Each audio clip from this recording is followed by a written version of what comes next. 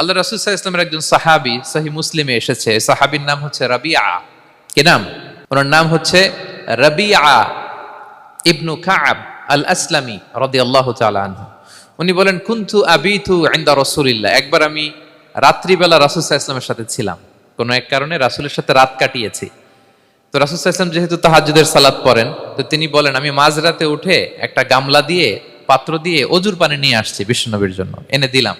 বিশ্বনবী এত খুশি হলেন, আমাকে বললেন, সাল, হে কাব, তোমার কি লাগবে চাও। উনি বললেন, আসআলুকা মুরাফাকাতাকা ফিল জান্নাহ। উনি বললেন, ইয়া রাসূলুল্লাহ, আপনি যদি কিছু চাইতেই বলেন তাহলে আমি জান্নাতে আপনার সাথে থাকতে চাই। দেখেন কিভাবে ওনারা সুযোগ কাজে লাগাতেন। অজুর পানি নিয়ে আসছে, বিষ্ণুবী খুশি হয়ে গেলেন, বলেন, তুমি কি চাও? বলে, আসআলুকা মুরাফাকাতাকা ফিল জান্নাহ। বড়টাই চাইছে, ছোটখাটো জিনিস চাই নাই। যে নবী, হে, আমি জান্নাতে আপনার সাথী হতে চাই। বিষ্ণু বললেন, আওয়া গায়রা যালিক, আর কিছু চাও, অন্য কিছু লাগবে? বলতেছে, না, উরিদু যাক, শুধু এইটাই চাই।